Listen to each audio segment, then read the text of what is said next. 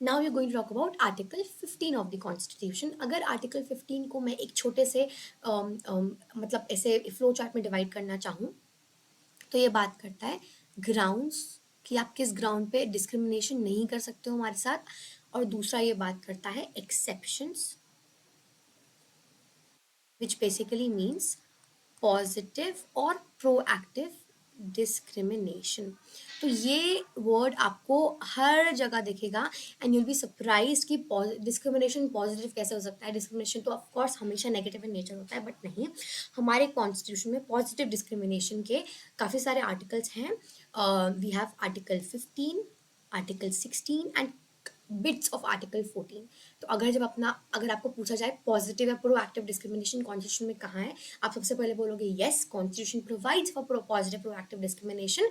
Positive या proactive एक ही meaning है दोनों का, एंड ये इन सारे आर्टिकल्स में दिया गया है आपको। एंड यू विल मेंशन कि ये क्यों दिया गया है, to bring people at par. Equal protection of laws वाला कॉन्सेप्ट जो था इसमें, equal protection of laws, equal protection. जैसे हमने रिजर्वेशन प्रोवाइड की ताकि अगर सपोज वोटिंग राइट मिल रहा है तो एक को ना मिले, सबको मिले एंड एट पार आ जाए वो लोग। ऐसा नहीं कि हम एक को ऊपर रख रहे हैं, एक को नीचे रख रहे हैं, नहीं, we are bringing people at a par, at a level.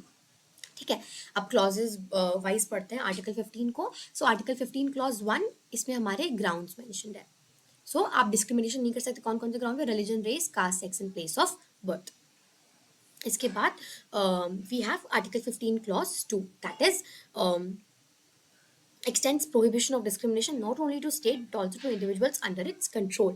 So ये individuals की बात करता है, individuals and state की।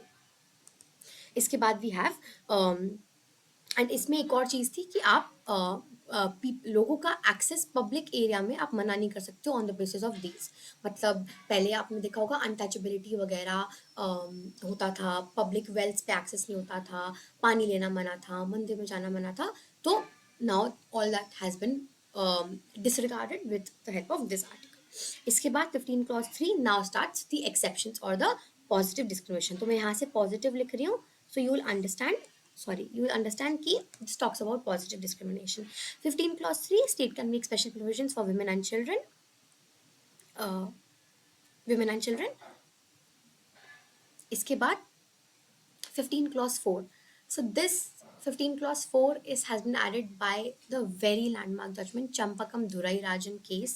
चंपकम दुराई राजन एक बहुत बहुत ही ज़्यादा लैंडमार्क जजमेंट है which talks about educational institutions में reservation but not minority educational institutions,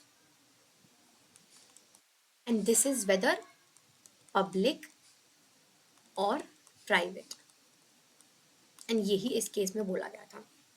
right, सो इसमें एजुकेशन इंस्टीट्यूशन में आप SC/STs के लिए सीट रिजर्व कर सकते हो, educationally backward classes, advance of social educationally backward classes, SCs and STs, public private but not minority.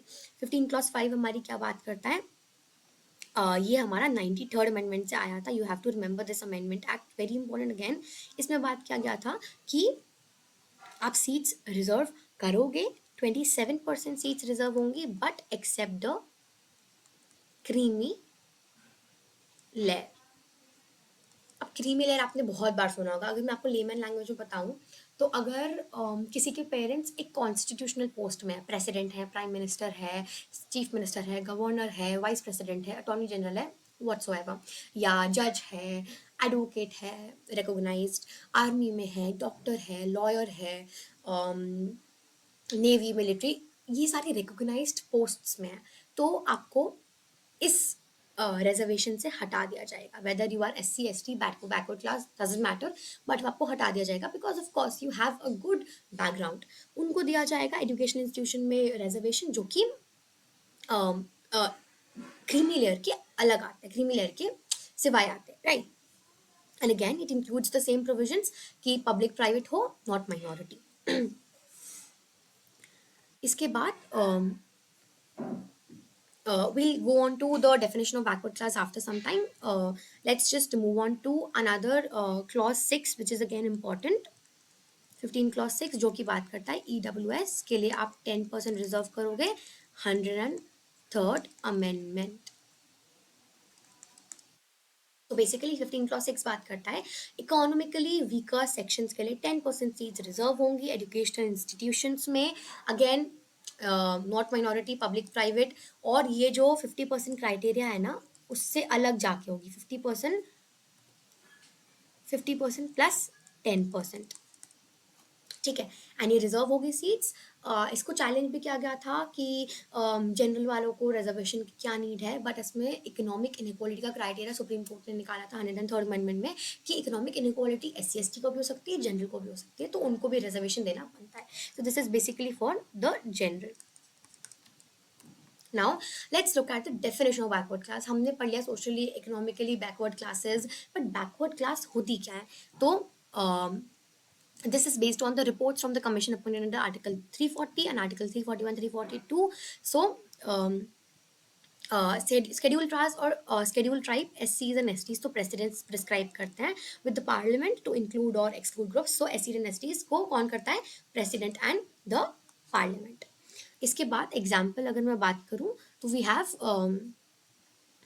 in Dr. Nilima versus Dean of PG Studies, it was held that a high caste girl marrying a boy from a lower caste or a scheduled tribe is not entitled to reserve reservation benefits available to scheduled tribes. तो अब ये भी है कि अगर suppose again suppose आपकी शादी किसी हाई कास्ट में हो जाती है, जनरल में हो जाती है, and you are a schedule tribe, तो you can not get benefit of that, right? So again ये प्रोविजंस हमारा एक आर्टिकल 14-15 को अगेन अपहोल्ड करते हैं। नाउ आर्टिकल 15-16 के case laws we'll discuss at the end because दोनों के ऑलमोस्ट सेम केस लॉज होते हैं। Let's move on to article 16। Again this talks about equality, so you can include article 14 के concepts in public employment, right? ये बात करता है इसके ग्राउंड्स की कि आप पब्लिक एम्प्लॉयमेंट में डिस्क्रिमिनेट नहीं कर सकते based on religion, race, caste, sex, descent, residence, place of birth etcetera. Equal opportunity ensure करनी है आपको, mention this thing, equal opportunity, the grounds and public employment, okay. But अब इसके एक्सेप्शंस हैं क्या? कि पार्लियामेंट रेसिडेंस प्रिस्क्राइब कर सकती है, आप किसी दूसरे स्टेट में गवर्नमेंट आपको भेज रही है तो गवर्नमेंट रेसिडेंस प्रिस्क्राइब कर सकती है, आपका डिस्क्रिमिनेशन नहीं होगा आपका इसमें। इसके बाद बैकवर्ड क्लासेस के फेवर में जो कि रिप्रेजेंटेड नहीं है उनके लिए आप प्रमोशन सॉरी पोस्ट रिजर्व करोगे, promotions is in the other one, so if I may write it here only, okay. So yes, this talks about promotions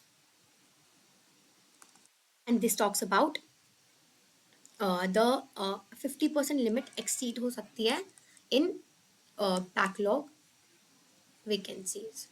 तो अब इसका ना एक सिंपल सा, एंड अगेन लास्ट पॉइंट पढ़ लेते हैं। रिलीजियस इंस्टीट्यूशन, अगर कोई रिलीजियस इंस्टीट्यूशन है तो उस पर आप रिलीजियस बेसिस पे लोग अपॉइंट कर सकते हो। एंड इसका लास्ट क्लॉज बात करता है हमारा अगेन EWS जो हमने प्रीवियस उसमें बात की। Now let's move on to some landmark cases. Indira Sahni में बेसिकली क्या बोला गया था कि 50% रिजर्वेशन कैप रहेगा, ठीक है, बट ये कहीं कहीं एक्सीड हो सकता है, जैसे कि तमिलनाडु में हुआ है 69%। आप पोस्ट रिजर्व करोगे जो कि हमने आर्टिकल 16 में पढ़ा, प्रमोशन रिजर्व करोगे जो कि हमने अगेन आर्टिकल 16 में पढ़ा। अब सपोज 1 साल की अनफिल्ड वैकेंसीज हैं तो उसको आप 50% में इंक्लूड नहीं करोगे, वो नेक्स्ट ईयर कैरी फॉरवर्ड हो जाएंगी। So carry forward rule, carry forward rule. इसके बाद हमने रिलीजियस वाली बात की, रिलीजियस पोस्ट आप रिजर्व कर सकते हो, उसमें डिस्क्रिमिनेशन कॉज नहीं होगा। इसके बाद हमारा ये बात करता है एक नेशनल कमीशन बनी थी फॉर बैकवर्ड क्लासेस। तो ये हो गया आपका इंदिरा साहनी केस का पूरा जजमेंट।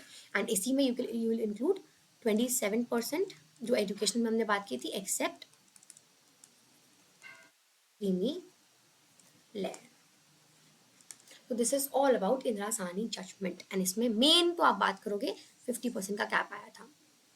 देन इसमें same Balaji versus state of Mysore में भी सेम चीज बोली गई थी। देन वी हैव चंपाकम दुराई राजन, चंपाकम वाला केस। अब EWS के लिए एक लैंडमार्क केस है जनहित अभियान versus Union of India. So basically EWS की वैलिडिटी के लिए ये आया था एंड उसने बोला था कि यस, EWS जनरल के लिए 10% रिजर्वेशन कंप्लीटली वैलिड है, कोई भी तरह से ये अनकॉन्स्टिट्यूशनल नहीं है. Okay, so this was all about article 14, 15 and 16. Article 17, simple अगर मैं बात करूं, अनटचेबिलिटी प्रैक्टिस नहीं होगी, अगर हुई तो ऑफेंस होगा. एंड इसके लिए we have the untouchability offences act, जो कि अब बन गया है protection of civil rights act. Simple untouchability इसकी बात करती है. अनटचेबिलिटी का मीनिंग अगर मैं बात करूं, social disabilities imposed on people on the base of their place of birth, caste etcetera. Right. This is a little bit about the protection prevention of atrocities act की अनटचेबिलिटी नहीं होगी, nobody shall be denied public access etc, जो कि हमने article 15 में बात की थी. Okay. And again, this legislation aims to reduce untouchability and caste-based discrimination, जो कि हमारे वर्णास के बेसिस पे होता है. Article 18, abolition of titles. Okay, अगर हम केस लॉ की बात कर लें आर्टिकल 17 के, so right, People's Union for Democratic Rights versus Union of India, जिसमें ये बोला गया था कि ये प्राइवेट इंडिविजुअल्स के अगेंस्ट भी अवेलेबल है अनटचेबिलिटी, मतलब प्राइवेट इंडिविजुअल्स भी नहीं कर सकते, प्लस स्टेट तो नहीं कर सकता बिल्कुल भी. ओके. अबॉलिशन ऑफ टाइटल्स बात करता है कि सबसे पहले स्टेट नहीं देगा, सबसे पहले क्या, स्टेट कोई आर्टिकल नहीं देगा. क्या होता था ना, कॉलोनियल टाइम पे ना, कौन कौन सा आर्टिकल टाइटल्स, राज, महाराज, राज अधिराज, बहादुर, ये सारे टाइटल्स दिए जाते थे. बोला स्टेट नहीं देगा ये टाइटल्स. सिटीजन लेगा नहीं, इंडियन सिटीजन.